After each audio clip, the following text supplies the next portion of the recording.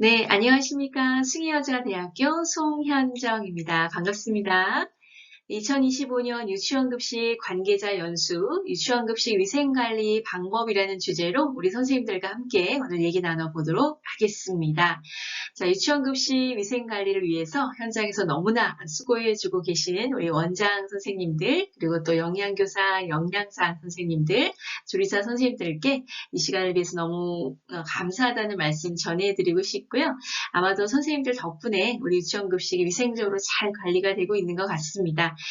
오늘 또 연수 과정을 통해서 선생님들 또 급식 위생관리에 조금이라도 도움이 되는 귀한 시간이 되셨으면 좋겠습니다. 그럼 목차 보시면서 연수 진행하도록 하겠습니다.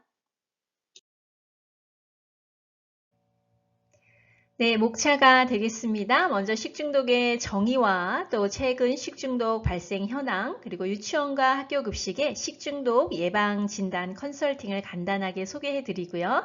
유치원 급식에서 위생관리 방안을 우리 또 서류와 개인위생에 관한 부분들, 그리고 조리 공정별로 검수부터 보관, 그리고 조리장 시설 환경, 폐기물 관리, 기타 내용들로 한번 생각해 보는 시간 갖도록 하고요. 마지막으로 결론으로 마무리 짓도록 하겠습니다.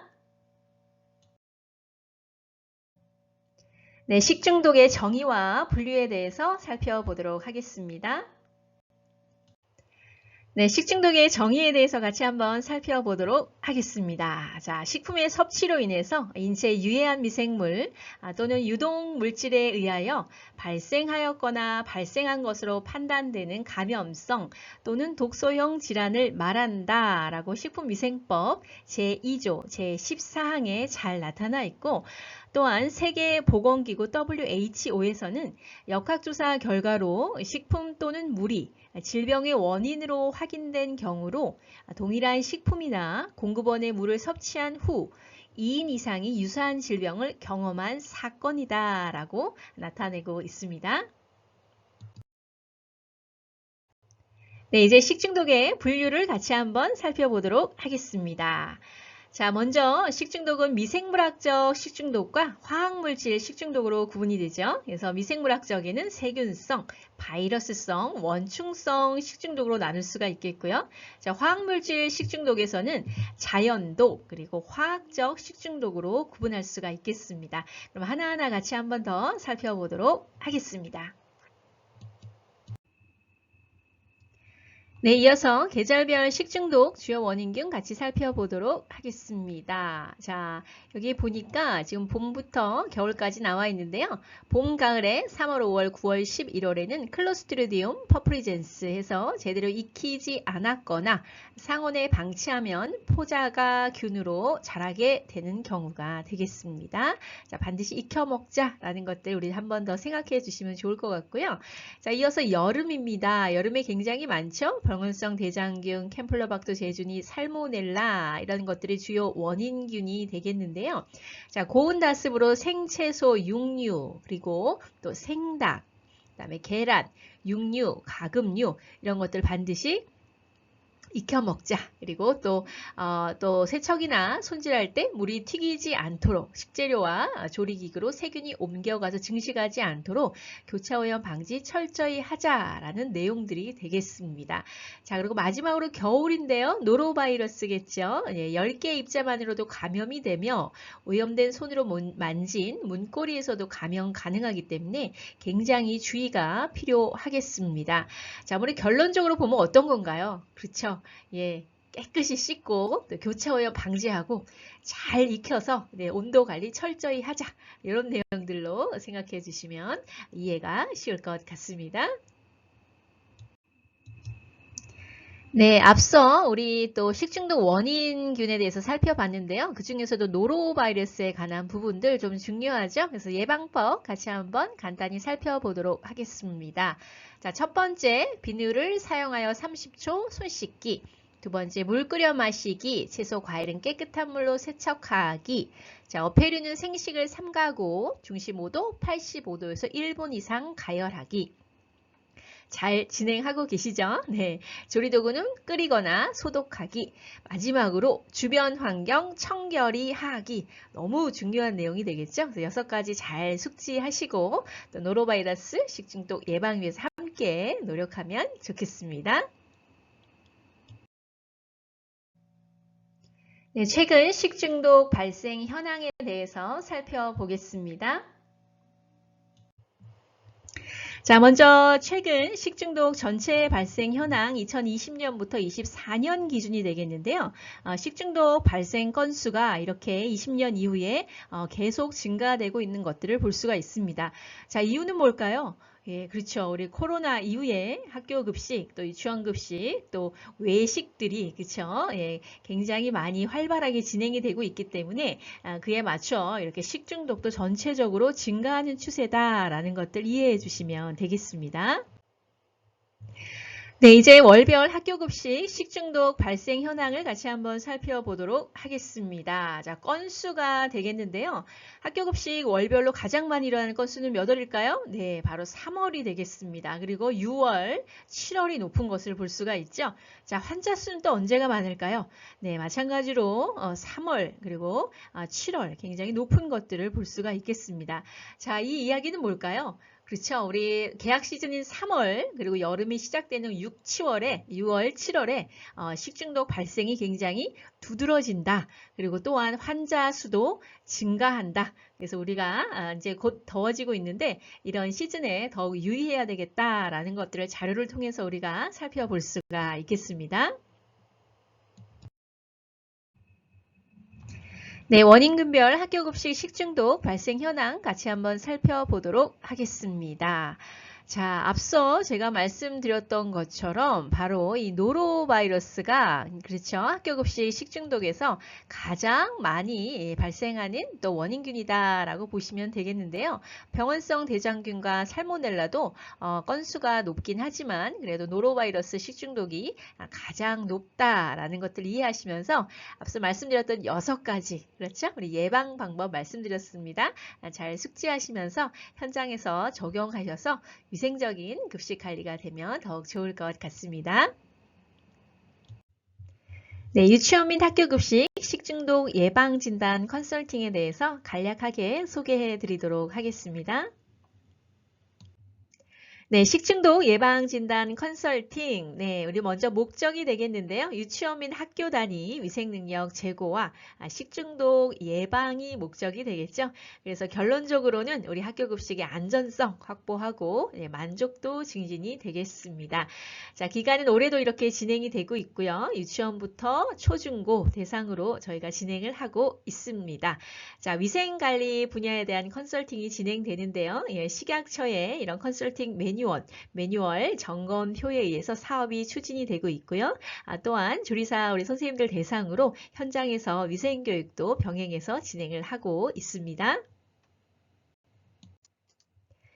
네, 식중독 예방진단 컨설팅 진행 과정이 되겠는데요. 먼저 저희가 9시 정도부터 방문을 드려서요. 간단한 서류 진단과 또 현장 평가를 통해서 또 어떻게 또 진행이 되고 있는지 꼼꼼하게 같이 한번 살펴보면서 고민하는 시간 갖고 있고요. 또 마지막으로 이렇게 위생 교육도 함께 진행을 하고 있습니다.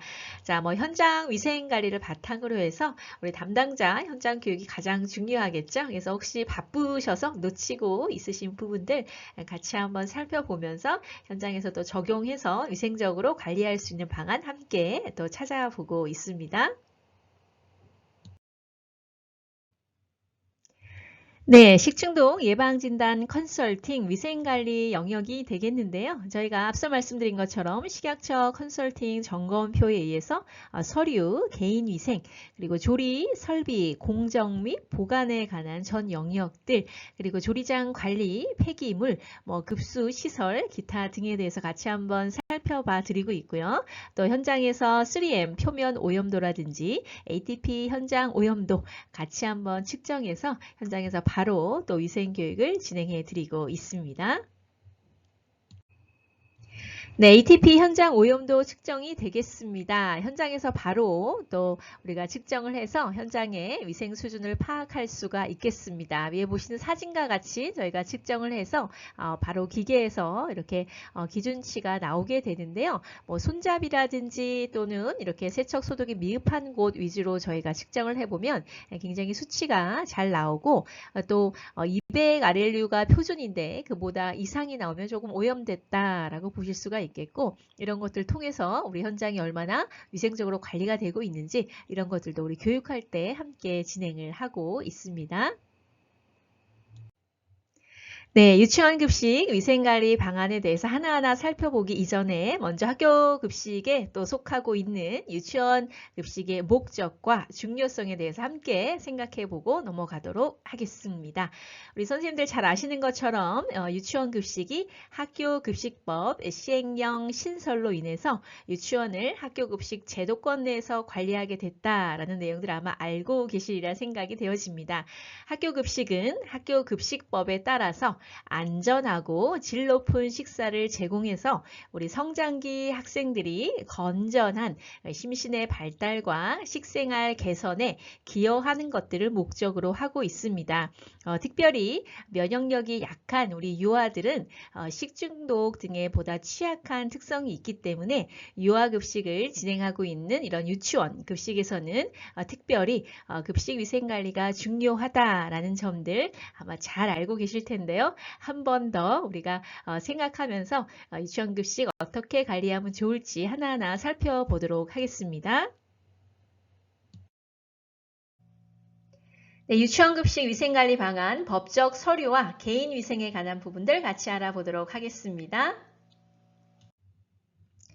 네, 법적 서류에 관한 부분들 같이 한번 살펴보겠습니다. 저희가 현장을 방문했을 때 우리 선생님들 서류 너무너무 잘 구비하고 계신데요.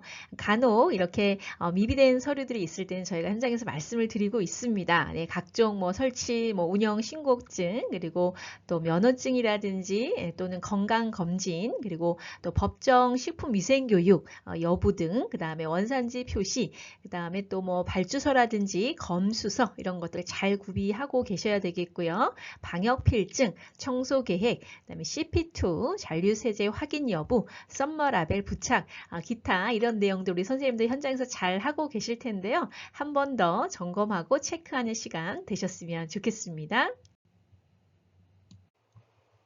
네, 이번에는 유치원 급식 위생관리 방안, 또 개인 위생의 위생 포인트 같이 한번 살펴볼 텐데요. 자, 아침 조회 시간 가지시죠. 이럴 땐 질병과 또 외상 환자가 있는지 반드시 또 이런 여부를 확인해 주시면 좋을 것 같고요. 현장 저희도 방문해 보면 요즘에는 워낙 너무나 위생 또 잘 관리하고 계셔서 위생복이라든지 위생모, 마스크 이런 것들 기본적으로 잘 착용을 하고 계시고요. 다만 배식하시는 분들 중에서 간혹 이렇게 액세서리를 착용하시는 경우가 있는데 이런 거는 하지 않는 것이 맞죠? 그래서 이런 것들 관리해 주시면 좋겠고요.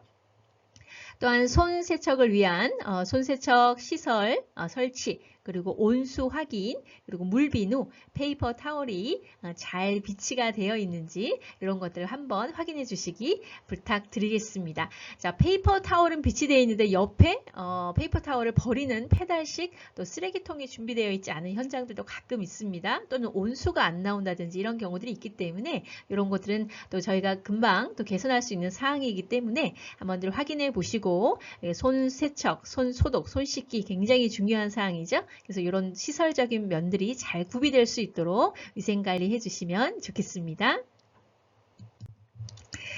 또 이어서 올바른 위생복장 착용법인데요. 저희가 이렇게 교차오염 방지하기 위해서 전처리용, 조리용, 배식용, 청소용으로 이렇게 위생복장을 구분해서 사용하고 계시죠. 네, 현장에서 잘 하시리라 생각이 되어집니다. 자, 이렇게 구분하는 거는 학교나 유치원에 따라 우리가 색깔이 달리 하실 수가 있겠습니다. 다만 작업하실 때는 전처리할 때는 전처리로 정해진 고무장갑과 앞치마 이렇게 위생복 복장을 착용해 주시면 되겠고요. 또한 이렇게 외부인, 방문객이 또 방문하셨을 때는 이렇게 방문객 복장이 나와 있죠. 그래서 마스크라든지 위생모, 위생복, 위생화 이런 것들을 착용하실 수 있도록 안내를 해 주시면 되겠습니다. 네, 개인위생 영역 계속 진행을 하고 있습니다. 자, 우수한 현장 사례가 되겠는데요. 복장의 용도별 구분사항이 아주 잘 되어 있는 현장이 되겠습니다. 전처리에 분홍색을 착용하셨죠? 조리에는 아이보리색으로 이렇게 고무장갑까지 맞추셨고요. 세정하실 때 이렇게 붉은색으로 잘 착용을 해 주셨습니다. 우리 현장에서 아마 잘 하고 계시리라 생각이 되어집니다.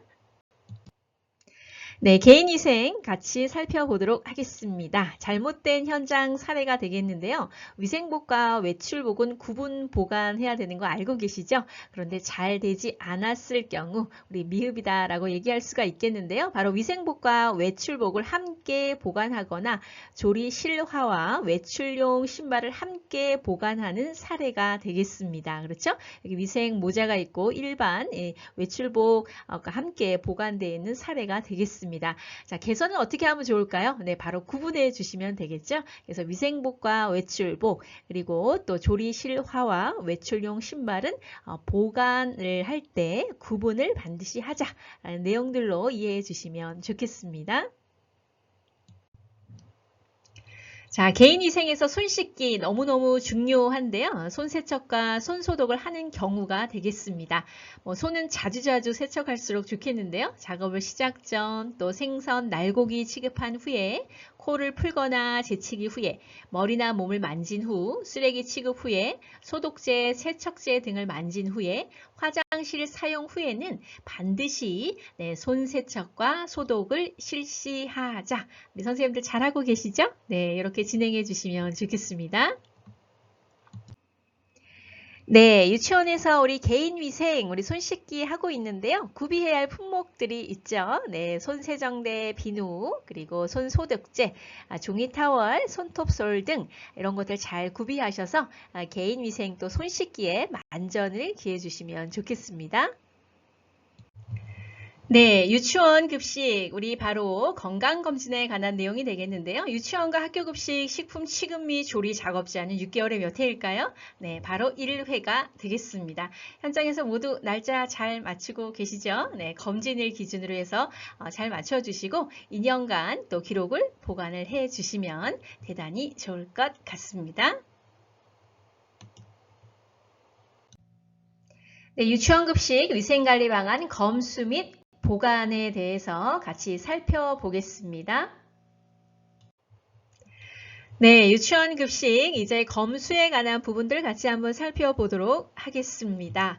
자, 검수 준비 사항으로는 검수 인원이 있겠죠? 2명 이상 복수, 대면 검수 실시를 해주시면 되겠고요.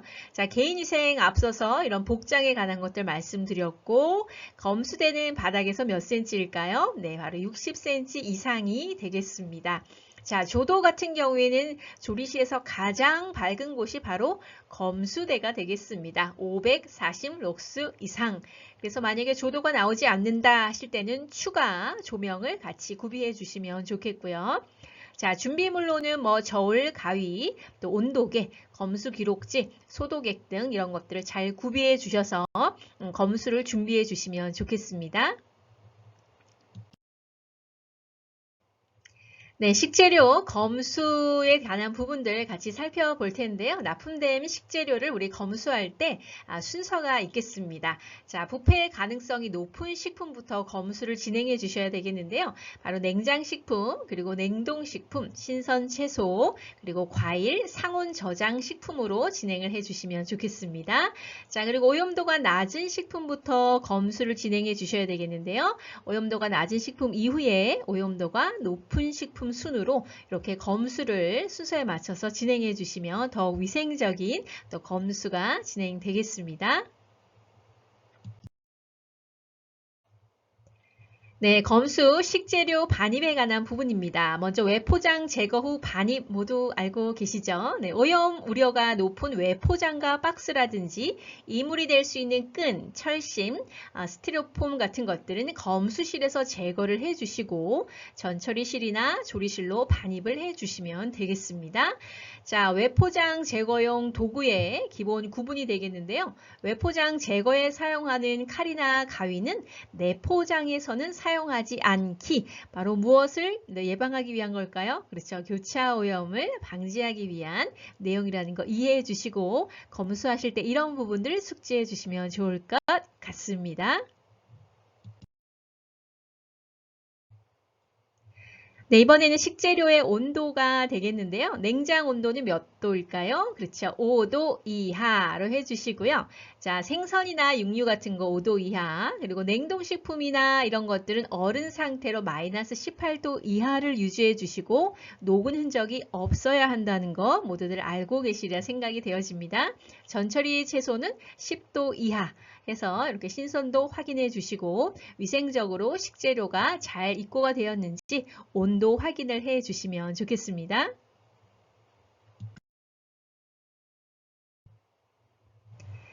자, 이제 검수에 관한 부분 계속 이어져 보고 있는데요. 앞서 말씀드린 것처럼 이렇게 60cm 이상에서 검수하시면서 검수 기록치, 예시가 잘 나와 있고요. 원산지 증명, 그 다음에 또 거래 명세서 이런 것까지 같이 꼼꼼하게 잘 관리를 해 주시고 보관을 해 주시면 되겠습니다.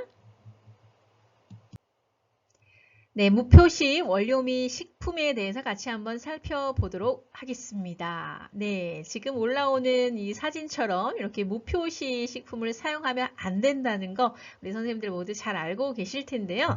자, 정의를 한번 본다면 식품 또는 식품 첨가물의 제조업, 가공업으로 허가받은 시설에서 제조한 제품이지만 표시사항이 없는 원료 및 식품이다 라고 명명을 하고 있습니다. 자, 유통기한이 찢어졌다 또는 식품에 표시사항이 없다, 소분한 식재료에 표시사항이 없다 이런 사례들은 무표시 원료 및 식품 사용 금지라는 거 다시 한번 숙지해 주시면 좋겠습니다. 네, 보관 공정 같이 한번 살펴보도록 하겠습니다. 자, 우리 식재료 창고가 되겠는데요. 자, 컨설팅 전에는 이렇게 소모품과 식재료가 혼재되어 있었는데 컨설팅 후에는 이렇게 식재료만 가지런히 보관되어 있는 것들을 보실 수가 있겠고요. 무엇보다 보관 공정에서 중요한 것은 식품과 비식품에 대한 구분이 중요하겠죠. 그래서 세재료와 이런 것들을 혼재해서 식품과 두지 않는다. 가장 키포인트가 되겠습니다. 그리고 밀봉 보관, 그리고 바닥과 이경 여부 확인해 주셔야 되겠죠? 네, 창고 계속 살펴보고 있는데요. 창고에는 차각막을 구비해서 식품 변질 방지해 줘야 되겠죠. 그리고 바닥과 벽으로부터 몇 cm? 네, 바로 15cm 이격해서 이렇게 바닥이나 벽에 다 붙이지 않도록 관리해 주시면 좋겠습니다. 네, 보관 공정 이어지는데요. 냉장고와 냉동고 외부에는 이렇게 청결을 유지해 주시고 저희가 컨설팅 나갔을 때 진행하는 것들이 바로 이런 손잡이의 ATP 오염도를 저희가 살펴보고 있는데요. 냉장고 손잡이의 ATP 오염도가 굉장히 높은 것들을 볼 수가 있습니다. 예, 손잡이에 많은 또 우리 조리사 선생님들이 이렇게 문을 잡고 여시고 하시기 때문에 이런 냉장고 손잡이의 위생적인 관리가 더욱 필요하리라 생각이 되어지고요. 외부에 부착된 온도계 잘 작동하는지 확인해 주시고 또 이렇게 정부해서 관리자를 지정해 주셔서 관리해 주셔야 되겠습니다. 자, 앞서 말씀드린 것처럼 외 포장지를 완전히 제거하고 냉장고에 또는 냉동고에 이렇게 보관하도록 하셔야 되겠고 이렇게 보관실 항상 정리정돈과 선입선출 먼저 들어온 것들 먼저 사용하는 것들 그리고 보관 상태별로 색깔을 달리하여서 눈에 띄기 쉽게 이렇게 관리하시면 대단히 좋을 것 같습니다.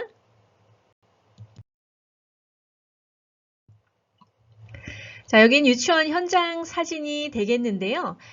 공간이 협소하다 보니까 정리정돈이 되지 않은 사례들이 좀 있습니다. 여기 보니까 보존기한이 지난 이렇게 조리, 이렇게 양념류들이 조금 있는 것들이 있었고요. 소분되었는데 소분된 라벨이 내용과 맞지 않는 부분들이 조금 있었고, 여기는 또 식재료와 사무용품들이 혼재되어 있게 관리하는 경우들이 있었고, 또 아래에는 지금 식품 창고인데 여기 보시면 세제가 있죠. 이런 세제류, 락스 이런 용품들이 함께 혼재되어 있어서 굉장히 위험한 사례가 되겠습니다. 자, 오른쪽에도 제가 현장 가서 촬영한 사진인데요. 이게 지금 보일러실인데 보일러실에 너무나 여러 가지들이 다 혼재되어 있어서 너무나 이렇게 정리정돈이 필요한 현장이었습니다. 뭐 이렇게 폐유부터 시작해서 세제류, 그 다음에 뭐 사용하지 않는 기물기구 너무 혼재되어 있어서 이렇게 되면 이런 데 왕래하시면서 또 교차 오염도 일어날 수가 있고 여러 가지로 위생적이지 않기 때문에 우리 또 위생의 기본은 정리정돈이 되겠죠. 그래서 이런 것들 잘 관리를 해 주시기를 부탁을 드리겠습니다. 네, 보관에 관한 부분으로 냉장고 같이 한번 살펴보도록 하겠습니다. 냉장고의 성해가 굉장히 많이 발생을 했고요. 또한 이게 고무바킹에 지금 곰팡이 같이 이렇게 또 생성된 것들이 있고 전체적으로 냉장고 관리가 굉장히 미흡했다. 그래서 이런 것들 우리 선생님들 현장은 아마 잘하고 계시리라 생각이 되어지는데요. 그래도 한 번 더 확인해 주시고 고무바킹 이런 것들 또 세척, 소독 또 너무 오래됐다, 노후됐다 하실 경우에는 교체하셔서 위생적으로 관리를 해주시면 좋겠습니다. 자, 냉장고 상단에는 아시는 것처럼 전처리 된 식재료와 가공식품, 하단에는 전처리 전 식재료 이렇게 사용해 주시면 되는 거 알고 계시죠? 그래서 이렇게 잘 맞춰서 사용을 해 주시고요. 또 소비기한 라벨 파손이라든지 반품 및 부적합한 식품, 식별 표시, 구분 보관 이런 것들을 반드시 숙지하셔서 냉장고 내에서도 위생적인 관리가 이루어지도록 또 함께 노력하면 대단히 좋을 것 같습니다.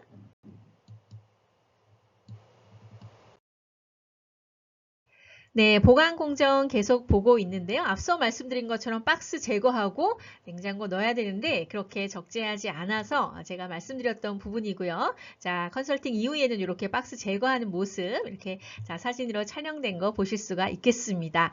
자, 이 사진은 매일 식재료가 들어와서 매일 또 우리가 조리가 돼야 되는데 며칠째 이렇게 사용하고 계신 그렇죠. 이런 식재료가 있어서 또 말씀을 드렸던 부분이 되겠고요. 자, 아래 그림은 우리 사진은 조리사 선생님들의 개인 간식인데 급식용으로 나가는 이렇게 냉장고에 보관되어 있어서 이런 일이 없도록 해주시고 개인 간식이나 이런 것들은 휴게소, 휴게실 이런 데서 사용을 하시면 좋겠습니다.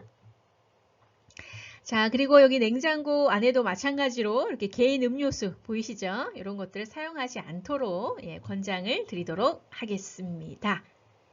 자, 그럼 계속해서 이어서 다음 슬라이드 보도록 하겠습니다. 네, 이번에는 보관 공정에 관한 내용이 되겠습니다. 자, 뚜껑이 있는 용기에 달걀 보관 O, 그리고 뚜껑이 없는 용기에는 달걀 보관하지 말자라고 되어 있죠. 자, 이유는 뭘까요?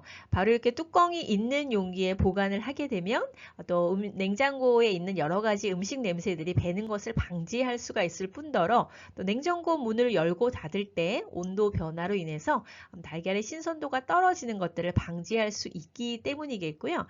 또한 두 번째 지금 사진 같은 경우에는 외 포장지를 제거하고 식품을 보관하자 O라고 되어 있습니다.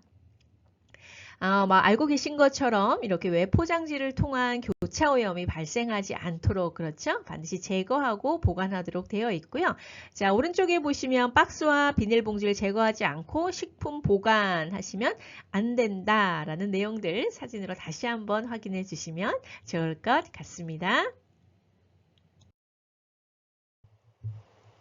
이번에도 냉장고 관리에 관한 부분이 되겠는데요. 적정량의 식품 보관하는 것들 알고 계시죠? 성에 제거해 주셔야 되겠고 냉장고 내부 청결 유지, 손잡이 말씀드렸던 것처럼 세척, 소독 철저히 해주셔서 이런 손잡이로 인한 교차 오염이 방지되도록 현장에서 많이 또 노력해 주시면 대단히 감사하겠습니다. 유치원 급식 위생관리 방안 조리 공정에 대해서 알아보도록 하겠습니다. 네, 유치원급식 위생관리 방안, 위생포인트, 전처리 공정 같이 한번 살펴보도록 하겠습니다. 자, 싱크대가 먼저 한 개인 경우에 어떻게 하면 세척 순서를 위생적으로 할 수 있을까요? 자, 이렇게 그림과 같이 진행을 해 주시면 되겠는데요. 먼저 채소류, 그 다음에 육류, 어패류, 가금류 순으로 손질을 해 주시면 되겠습니다.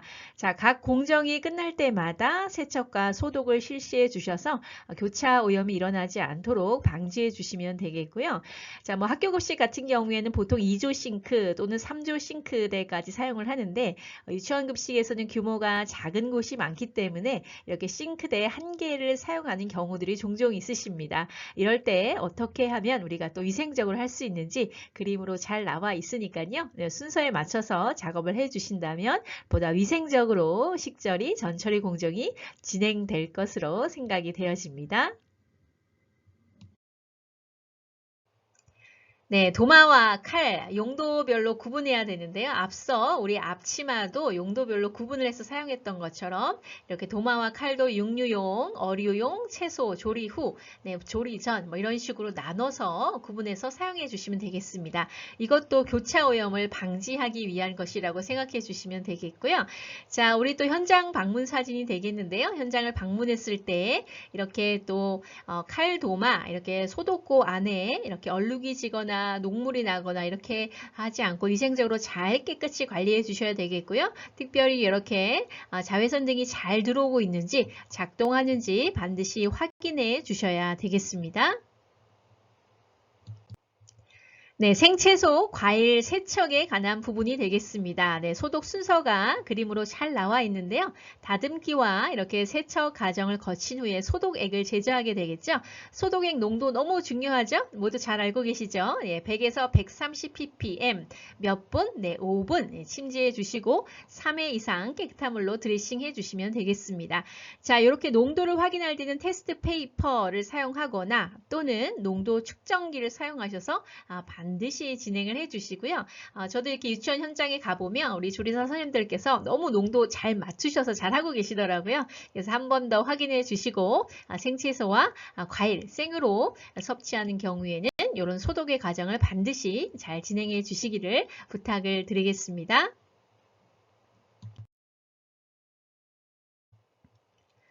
네, 이번에는 작업에 관한 부분이죠. 우리 앞서 검수에서도 보셨던 것처럼 모든 작업은 바닥에서 몇 cm? 그렇죠. 60cm 이상 높이에서 작업을 해 주셔야 되겠습니다. 그래서 우리 학교 급식 같은 경우에는 굉장히 공간이, 조리실 공간이 그래도 유치원보다는 넓잖아요. 그래서 이런 소쿠리 운반카 등을 이용을 해서 이렇게 식재료를 운반하기도 하는데요. 유치원 같은 경우는 규모가 작기 때문에 이렇게 뭐 소쿠리 운반카까지 사용하지 않는 현장들이 좀 많으십니다. 그렇지만 우리가 어쨌든 식재료를 사용할 때는 이렇게 바닥에서 60cm 이상 작업대, 조리대 이런 데서 작업을 진행해 주시기를 부탁을 또 드리겠습니다. 네, 계속 같이 한번 살펴볼 텐데요. 조리 공정에서 중요한 포인트 어떤 것들이 있을까요? 네, 바로 이렇게 온도, 중심 온도 하는 거 너무 중요하죠. 그래서 75도에서 1분 이상, 폐류는 85도에서 1분 이상 덥게 사용하시고 조리 완료된 것들은 반드시 덥게 사용해 주셔야 되겠죠. 네, 오른쪽의 사진처럼 전부 현장 사진이 되겠는데요. 자, 비가열 조리식품 이런 것들은 아까 말씀드린 대로 앞서 슬라이드에서 말씀드렸던 것처럼 소독, 세척 철저히 진행해 주시면 좋겠습니다. 자, 그 다음에 식히는 과정과 보관 온도, 시간 관리 이런 것들 청결하게 관리를 해 주셔야 되겠죠. 식히는 과정도 청결하게 해 주시고 그 다음에 2차 오염 막기 위해서 반드시 덥게 사용하는 것들 그리고 작업대 위에는 선반이나 신문지, 박스 등을 올려놓고 사용하지 않는다라는 것들을 알고 계시죠? 그래서 위생적으로 관리해 주시면 대단히 좋겠습니다.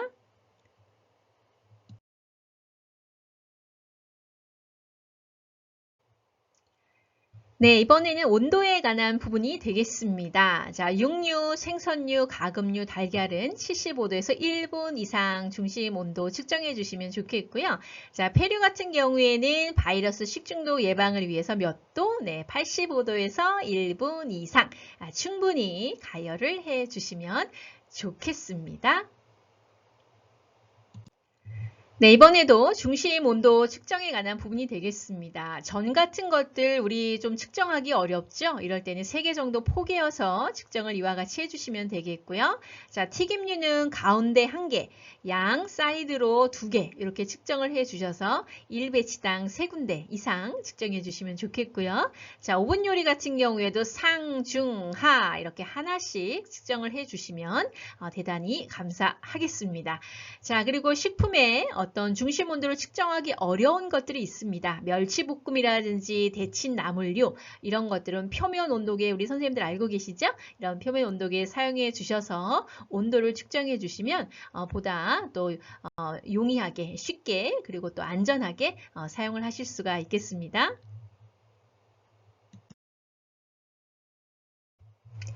네, 온도를 측정한 이런 온도계에 관한 부분들을 어떻게 또 관리하느냐에 관한 부분이 되겠는데요. 먼저 탐침 온도계와 소독제 준비해 주시고 가열 조리했으면 온도계 소독해서 측정해 주시고 측정한 후에는 어떻게 할까요? 네, 세척 소독해 주시고 반드시 건조해서 보관해 주시면 좋겠습니다.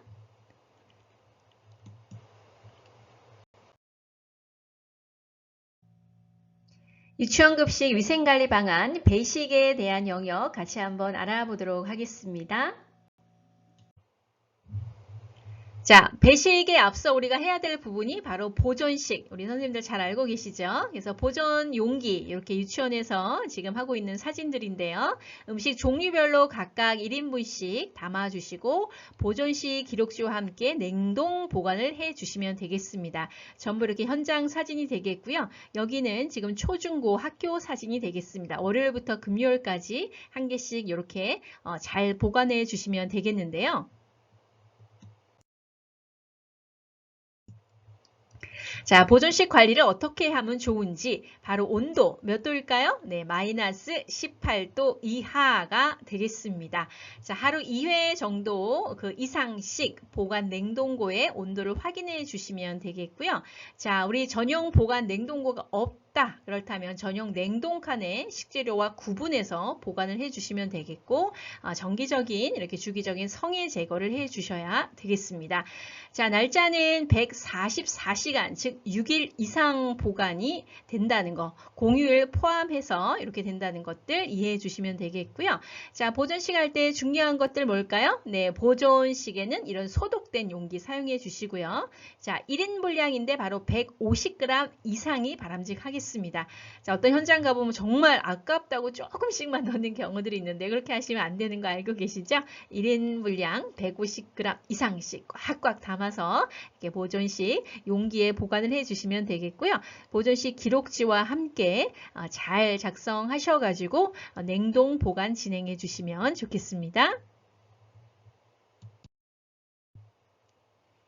네, 이번에는 우리 배식할 때 중요한 이 온도에 관한 부분이 되겠습니다. 자, 온도는 차가운 음식은 몇 도 이하가 좋을까요? 네, 바로 5도 이하.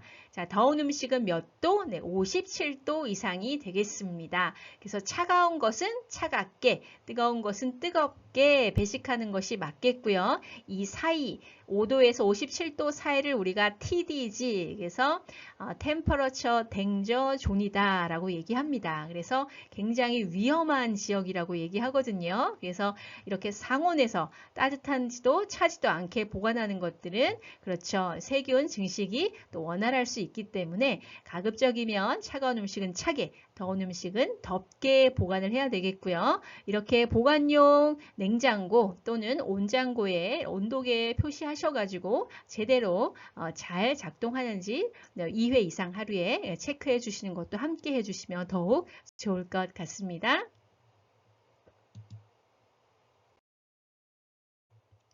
자, 배식 부분에서 중요한 부분들 같이 살펴볼 텐데요.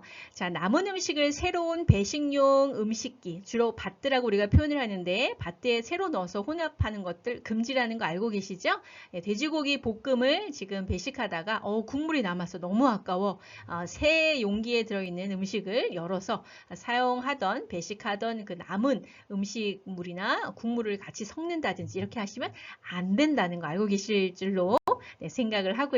맨손 배식은 금지가 되겠습니다. 네, 유치원급식 위생관리 방안 같이 살펴보고 있습니다. 이번에는 위생 포인트, 배식에 관한 부분이 되겠죠? 자, 배식은 우리 교실 배식용 준비물이 있겠고요. 반별 배식통 세트, 그리고 배식용 도구, 앞치마, 행주를 이렇게 따로따로 각각 구분해서 뚜껑을 덮어서 이동해 주시면 되겠고요. 개인 식기와 수저도 마찬가지로 위생적으로 관리해 주시고 뚜껑을 덮어서 이동해 주시면 되겠습니다. 자, 교실 배식 담당자 선생님들의 개인위생과 유의사항이 되겠는데요.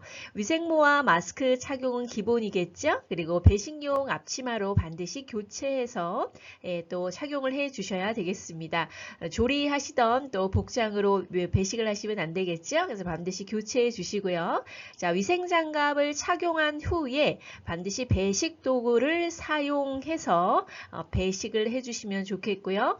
맨손으로 배식하는 것은 금지되어 있는 거 알고 계시죠? 그래서 이런 점들을 주의해서 배식하실 때 임해 주시면 좋을 것 같습니다. 네, 유치원급식 우리 교실 배식에 이어서 이번에는 식당 배식의 위생 포인트 같이 살펴보도록 하겠습니다. 자, 학교 급식과 마찬가지로 우리 유치원 급식에서도 이렇게 배식을 받기 위해서 대기줄을 서야 되겠고요. 또 배식 식판과 수저를 청결하게 준비하고 또 배식 과정에서 위생 포인트 앞서 말씀을 드렸습니다. 이런 주의사항들 잘 관리해 주시면서 배식을 진행해 주시면 되겠고요. 또 퇴식 때 준비, 퇴식 과정 가운데도 학생들이 잘 분리해서 위생적으로 관리가 될 수 있도록 지도를 해주시면 좋을 것 같습니다. 자, 이어서 식당 배식 담당자의 개인위생 유의사항인데요. 자, 앞에서 말씀드렸던 거와 동일하겠죠? 그래서 위생적인 복장 착용해 주시면 되겠고, 또 우리 위생장갑 착용 후에 배식도구를 이용해서 또 배식한다라는 동일한 내용이 되겠습니다.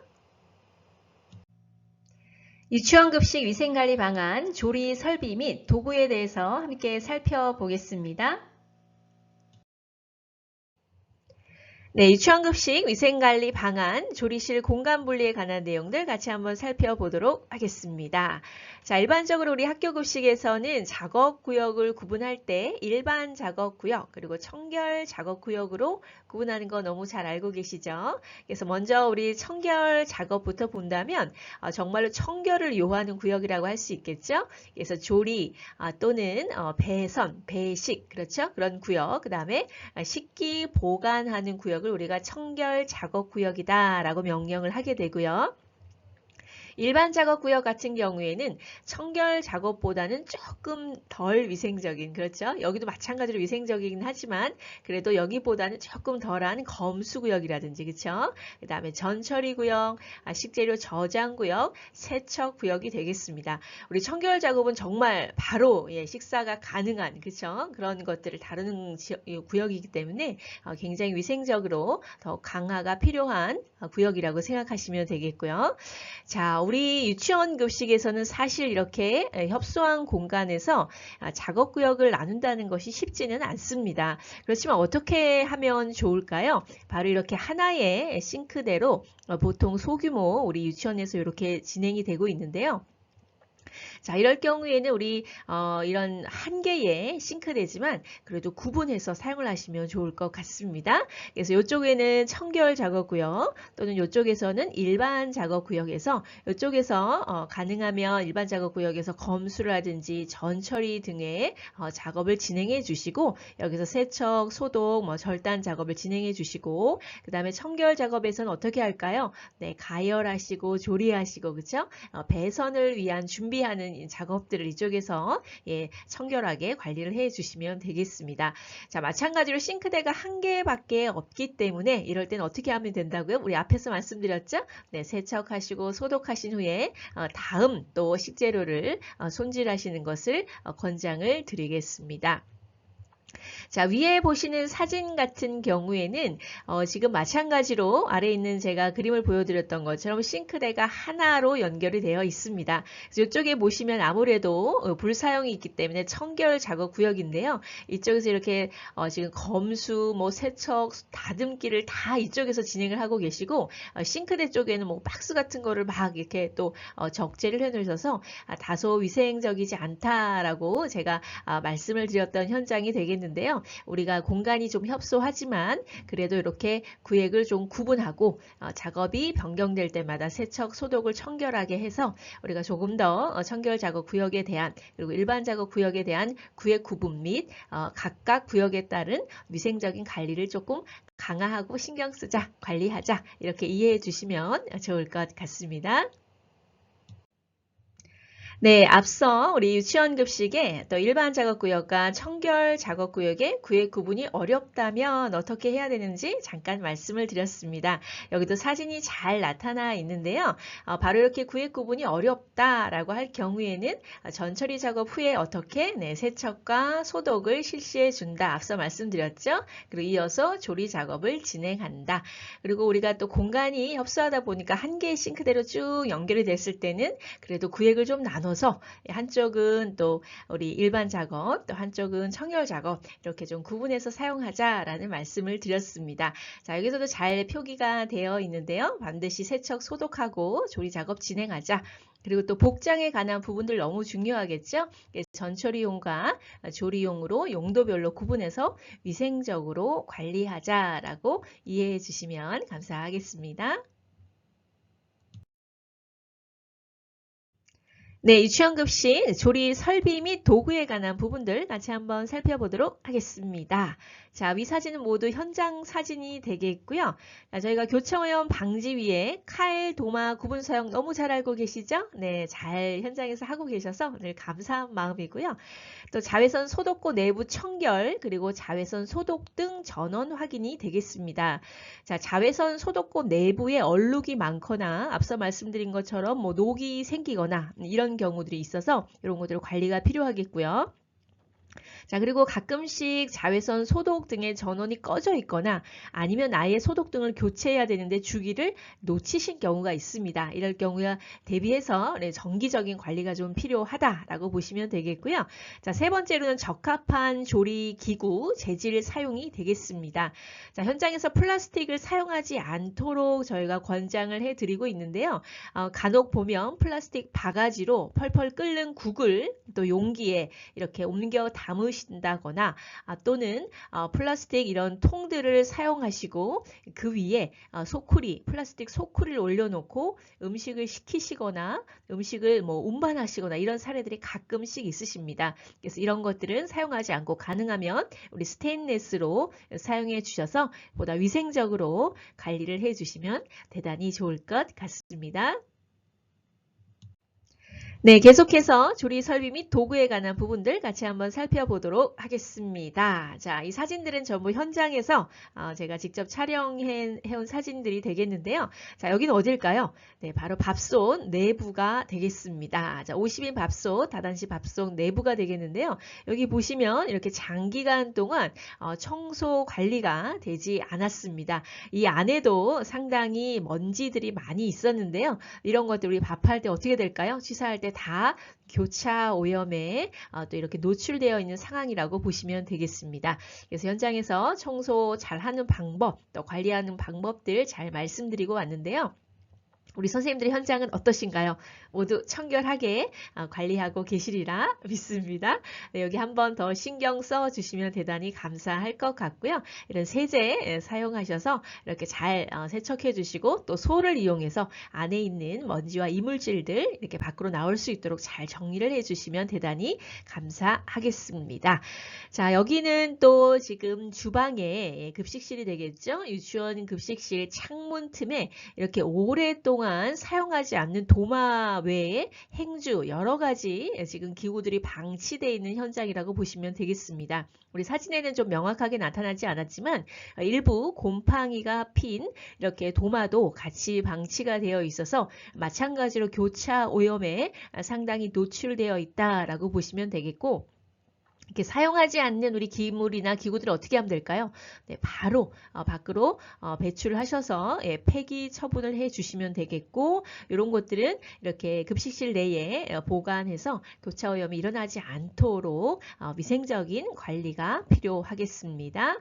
자, 마찬가지로 여기는 지금 가스레인지죠. 낮은 가스레인지, 여기 보시면 전체적으로 이렇게 청소 상태가 양호하지는 않다.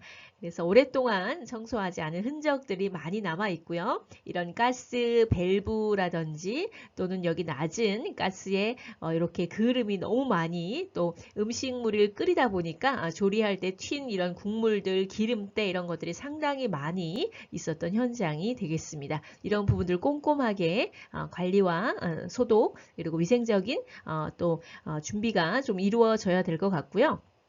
그리고 또 뭐 시설적인 부분이라고 할 수가 있겠는데, 이렇게 가스 배관이 지나가는 곳에는 반드시 우리가 페인트, 칠 도색이 되어 있어야 되겠죠. 그래서 도색이 좀 안 된 경우에는 방학이나 이런 기간들 이용하셔서 반드시 깔끔하게 도색도 정리를 해 주셔야 되겠습니다.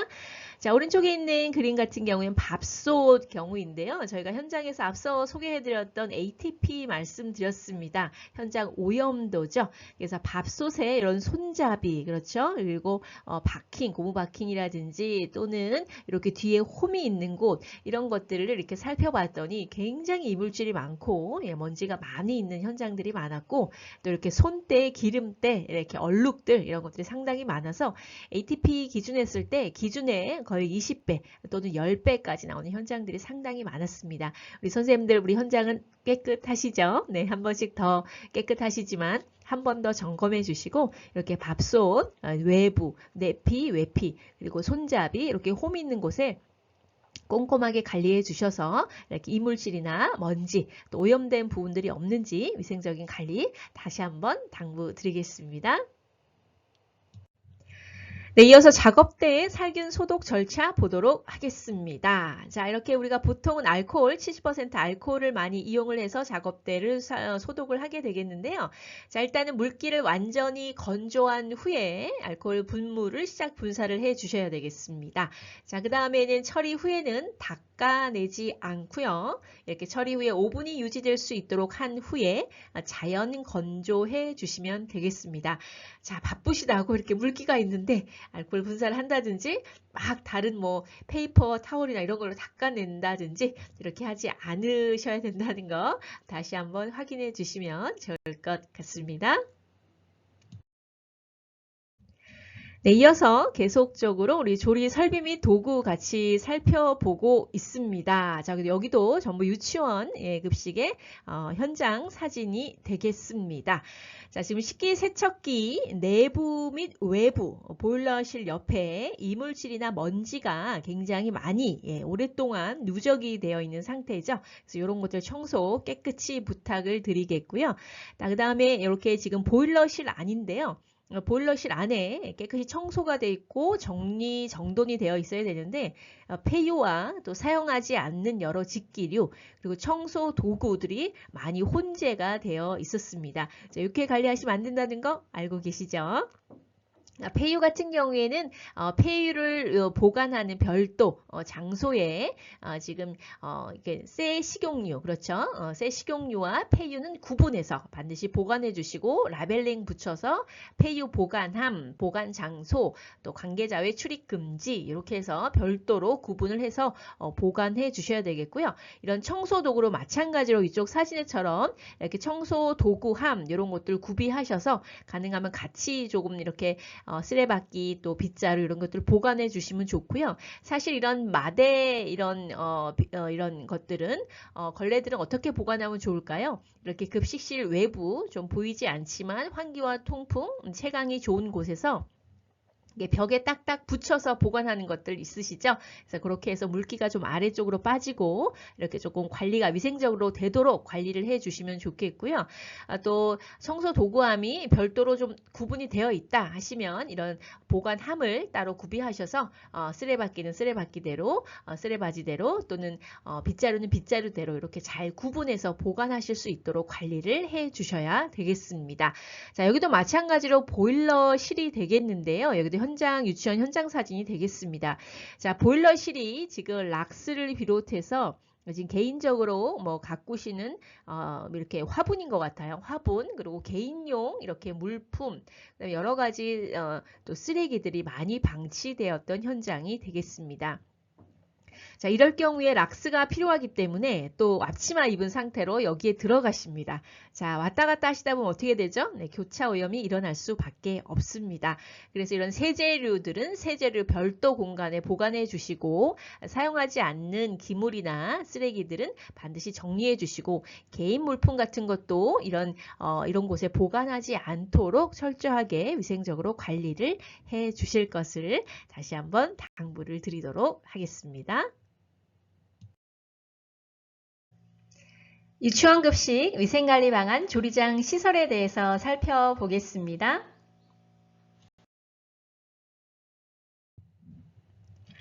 자, 유치원 급식에서 조리장 시설, 바로 급식실 출입구, 방충 시설 설치에 관한 부분 같이 한번 살펴볼 텐데요. 급식실 출입구, 방충 시설이 설치되어 있어야 되겠고, 개폐 장치가 있는 환풍기를 반드시 설치를 해 주셔서 주기적으로 여기를 개폐하셔서 청소해 주실 것을 당부를 드리겠습니다. 자, 그리고 또한 이렇게 조리실이나 또 식당의 모든 창문과 출입구 등에는 방충시설, 즉 방충문과 에어 커튼을 설치를 해 주셔야 되겠고요. 항상 닫은 상태를 유지를 해 주셔야 되겠습니다. 자, 우리 조리사 선생님들께서 왔다 갔다 하시거나 또는 외부인이 출입할 경우들도 있기 때문에 반드시 문은 잘 닫고 이렇게 출입을 하실 수 있도록 관리를 해 주셔야 되겠고요. 자, 오른쪽 사진 같은 경우에는 지금 여기 현장 사진이 되겠는데요. 유치원 바로 급식실 문인데 여기는 바로 외부로 통하는 문이면서 이렇게 이런 방충망 시설이 되어 있지 않아서 제가 한 장 촬영을 했던 현장이 되겠습니다. 반드시 이렇게 방충망 시설이 되어 있어서 이런 어떤 해충이나 이런 것들로부터 급식실로 들어오지 못하도록 위생적인 관리가 필요하겠습니다. 네, 이어서 조리장 시설에 관한 부분 같이 한번 살펴보겠습니다. 저희가 시설하면 아래 보시는 것처럼 조리장 바닥, 벽, 천정, 문, 창문, 배수구, 환기시설, 조명시설 등의 파손 여부, 그리고 녹이 났는지, 페인트가 박리되어 있는지, 그리고 청결한지 이런 것들을 살펴보는 영역이라고 보시면 되겠습니다. 즉 세 가지, 파손, 녹이 생긴 거, 페인트 박리의 영역이라고 보시면 되겠는데요. 자, 위에 사진도 전부 우리 유치원 급식의 현장 사진이 되겠습니다. 자, 이 사진 같은 경우에는 유치원 급식이 좀 공간이 협소하고 규모가 작다 보니까 청결 작업구역과 일반 작업구역이 구분되어 있지 않은 곳이 많은데요. 이곳은 그래도 구분이 되어 있어서 지금 조리 작업을 하는 청결 작업구역에 해당하는 곳을 제가 사진을 촬영한 현장이 되겠습니다. 정리정돈도 잘 되어 있기는 했지만 그래도 현장에 이렇게 기물이나 이런 것들에 대한 ATP 오염도 했을 때는 조금 높게 나와서 후드라든지 이런 기물기구 또 가스레인지 주변 이런 곳에 대한 보다 꼼꼼하고 세밀한 위생관리가 필요했던 현장이 되겠습니다. 자, 두 번째 사진 같은 경우에는 바로 이렇게 녹이 생긴 현장이 되겠는데요. 자, 뭐 말씀하시기는 이거는 사용하지 않습니다. 저희는 그릴 사용하지 않아서 이렇게 뚜껑을 잘 덮어뒀습니다. 라고 말씀하시는데 일단 급식실에서 사용하지 않으면 어떻게 해야 될까요? 네, 바로 폐기해 주셔야 됩니다. 급식실 안에 있다면 관리를 해 주셔야 되겠죠. 자, 이렇게 지금 스테인리스로 된 뚜껑도 없이 이렇게 박스로만 덮어 놓으셨는데요. 이걸 열었더니 이렇게 많이 오염이 되고 녹이 많이 생겨서 이런 것들로 인한 교차 오염이 발생할 수가 있겠습니다. 그리고 여기 보시면 페인트가 지금 배관인데요. 페인트가 전부 벗겨지거나 또 도색되지 않은 부분이 많아서 이런 부분들에 대한 것들도 반드시 시설적인 부분에 있어서 점검이 필요하다라고 생각해 주시면 되겠고요. 우리 선생님들도 현장 잘 생각해 보시면서 혹시 이렇게 녹이 생긴 부분은 없는지, 또 페인트가 박리된 부분은 없는지 이런 것들 한번 더 확인해 주시면 대단히 좋을 것 같습니다. 자, 이번에 오른쪽에는 바닥에 관한 사진이 되겠습니다. 타일이 많이 좀 파손돼 있었고요. 일단 타일과 타일 간격에 이렇게 세척과 이런 청소 작업이 조금 미흡했고, 그 다음에 이런 지금 그리스 트랩이라고 보기에는 조금 애매한 어쨌든 오염 된 이렇게 하수구의 모습을 조금 하고 있는데요. 여기도 상당히 노후가 되어 있어서 관리 감독이 좀 필요한 현장이었다라고 보시면 되겠습니다. 자, 아래 사진 같은 경우에도 뭐 지금 전처리와 조리구역이 구분이 되어 있지 않아서 그냥 바로 연결된 부분인데, 그래도 전처리 구역에서 이렇게 전처리 작업을 좀 진행하시고 세척 소독을 잘 하고 계셔서 제가 요거는 사진을 한 장 찍었던 현장이 되겠습니다. 자, 어쨌든 우리 선생님들 조리장에서 시설적인 부분은 몇 가지? 네, 3가지. 파손됐는지, 녹이 생겼는지, 또 페인트 박리됐는지 이런 것들 잘 확인해 주셔서 조리장 시설에 있어서도 위생적인 관리가 될 수 있도록 더욱더 신경 써 주시면 대단히 좋을 것 같습니다.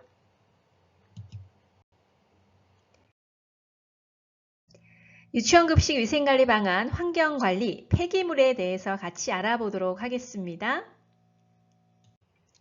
네, 쓰레기통 구비 및 관리 방법이 되겠습니다. 자, 일반 쓰레기통과 음식물 전용 쓰레기통을 분리해서 사용하는 것들 알고 계시리라 생각이 되어지는데요. 자, 이런 쓰레기통은 흡수성이 없는 재질로 단단하고 내구성이 있어야 되겠고요. 자, 파손된 부분이 없는 뚜껑이 반드시 있어야 되겠고요. 그리고 페달식으로 되어 있는 쓰레기통을 비치하셔야 되겠습니다. 자, 폐기물을 신속하게 밖으로 처리해 주는 것이 필요하겠고요. 이어서 맨 마지막 그림에서는 우리 쓰레기통 청소에 관한 부분이 이렇게 단계별로 되어 있습니다. 쓰레기통 내외부는 세척제로 씻고 헹군 후에 기구 등의 살균 소독제를 활용해서 살균 소독을 해 주셔야 되겠습니다. 네, 이어서 우리 앞서 말씀드린 것처럼 우리 폐기물 관리인데요. 일반 쓰레기통, 그 다음에 음식물 쓰레기통 반드시 쓰레기통 구분하자. 그렇죠? 그래서 이 사진처럼 구분해서 사용을 해 주시면 되겠고요. 자, 앞서 말씀드린 것처럼 청소 방법 너무 중요하죠? 네, 쓰레기 비워주시고 또 세척제로 깨끗이 건조 작업까지 또 위생적으로 관리를 해 주시면 대단히 좋을 것 같습니다. 네, 폐기물에 관한 영역 같이 한번 살펴보도록 하겠습니다. 자, 폐기물 용기와 주의 청결 여부, 침출수 발생 여부에 관한 부분들이 필요한데요. 바로 여기는 첫 번째 사진은 학교 현장이 되겠습니다. 침출수가 굉장히 많이 발생했죠. 그래서 바닥이 많이 오염돼 있었고, 지금 폐유와 일반유의 구분 보관과 식별 보관 여부가 반드시 필요한데, 지금 이렇게 폐유와 그리고 또 음식물, 폐기물 이런 쓰레기통이 함께 보관이 돼 있어서 굉장히 좀 위생적으로 관리가 되어 있지 않았다라고 보시면 되겠고요. 폐유 같은 경우에는 전용 보관 공간을 따로 별도로 좀 하셔서 표시도 해주시고 폐유 보관함 앞서 말씀드린 것처럼 이렇게 보관을 해주시면 되겠습니다. 자, 그리고 두 번째 사진 같은 경우는 유치원 급식 현장이 되겠는데요. 앞서 말씀드린 이런 페달식의 쓰레기통을 사용해 주셔야 되는데 이런 쓰레기통도 사용하지 않았을 뿐더러 자, 며칠 된 이렇게 쓰레기가 같이 음식물 쓰레기가 같이 지금 주방에 방치되어 있었습니다. 이유는 뭘까요? 네, 이런 쓰레기들이 좀 모여야 한 번에 또 음식물 수거를 해 가신다고 이거를 지금 급식실 안에 이렇게 방치한 사례가 되겠는데요. 이렇게 하면 안 되겠죠? 우리 선생님들 아마 현장에서 잘 하시리라 생각이 되어지는데요. 이런 것들 각별한 주의가 필요하겠습니다. 자, 세 번째 사진은 위에는 지금 유치원 음식물 쓰레기 외부에 지금 잘 깨끗하게 뚜껑 덮어서 관리하고 계시고 아래는 학교 사진이 되겠습니다. 폐기물 통이 이렇게 잘 음식물 쓰레기통이 잘 깨끗이 뚜껑이 덮어서 관리가 되고 있는데요. 조금 더 잘하겠다 하면 어떻게 하면 좋을까요? 예, 펜스, 그렇죠? 펜스 같은 걸 이렇게 치시고 여기다 시건 장치까지 있으면 더 완벽하겠죠? 네, 그렇게 해서 구획 구분까지 해놓으시면 너무 좋을 것 같습니다. 어쨌든 이렇게 이렇게만 하셔도 너무 좋거든요. 그래서 깨끗하게 위생적으로 청소 쓰레기통 해주시고 뚜껑 덮어주시고 동물이나 또 외부 사람들이 이렇게 진입하지 않도록 접근하지 않도록 별도의 장소에서 위생적으로 관리해 주실 것을 당부를 드리겠습니다. 자, 이번에도 컨설팅 전과 후의 사진이 좀 나와 있는데요. 자, 급식실 입구에 이렇게 사용하지 않는 많은 직기류들과 또 앞치마를 말리신다고 여기다 같이 말려놓고 지금 이렇게 지금 급식실에 사용하는 청소 도구를 이렇게 혼재되어 있는 경우가 있었는데요. 컨설팅 후에는 이렇게 주변 정리정돈 다 하시고 이렇게 깨끗하게 관리하고 계신 사진이 되겠습니다. 자, 이번에는 환경위생에 관한 부분인데요. 환경위생하면 우리가 바닥, 벽, 천정, 정기적인 청소 필요하겠죠? 그리고 시설, 기기 등의 세척, 소독, 그리고 우리 사진으로 보여드렸던 바닥에 이렇게 파손된 경우들, 타일들 이럴 경우에는 반드시 즉시 보수 관리가 필요하겠습니다. 또한 또 이렇게 환기팬, 세척, 소독, 그렇죠? 개폐 가능한 것들로 설치하셔서 세척과 소독 작업 필요하겠고요. 충분한 환기 시설을 잘 갖춰주셔서 이렇게 또 음식물로 인해 발생하는 또 여러 가지 또 이렇게 냄새라든지 또는 이런 수분, 그렇죠? 그리고 증기 이런 것들 잘 또 배출될 수 있도록 관리를 해 주셔야 되겠고 앞서 말씀드린 음식물 전용 쓰레기통 사용해 주셔서 외부에 잘 또 보관해 주셔서 위생적인 관리가 될 수 있도록 해 주시면 대단히 좋을 것 같습니다. 네, 드디어 결론입니다. 네, 장시간 우리 선생님들 너무 수고 많으셨는데요. 그럼 결론으로 마무리해 보도록 하겠습니다. 네, 식중독 예방을 위한 실천 사항, 네, 우리 마무리 단계가 되겠는데요. 또 저희가 교육과 또 컨설팅 이런 과정을 통해서 우리 선생님들의 위생, 또 인식 이런 것들이 제고가 되고 결론적으로는 우리 또 유치원 그리고 학부모님들 우리 전반적인 또 급식에 대한 만족도 향상되는 것이 가장 또 목표겠죠. 그리고 궁극적인 목표는 바로 식중독을 예방하는 것들이 되겠습니다. 예방 방법에 관한 것들을 우리 앞에서 쭉 살펴봤는데요. 손 씻기, 교차오염 방지하기, 또 조리장의 구획 구분하기, 정리정돈, 폐기물 관리 등 다양한 것들을 우리 작업 공정 순서대로 살펴보았습니다.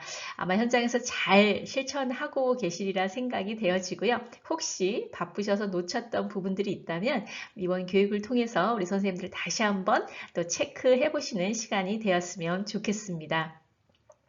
오늘 장시간 우리 선생님들 또 연수 받으시고 강의 들으시느라고 너무너무 수고 많으셨고요. 이제 날씨가 점점 더워지는데 건강관리 잘 하시고 우리 또 좋은 일들, 행복한 일들 가득하시기를 바라겠습니다.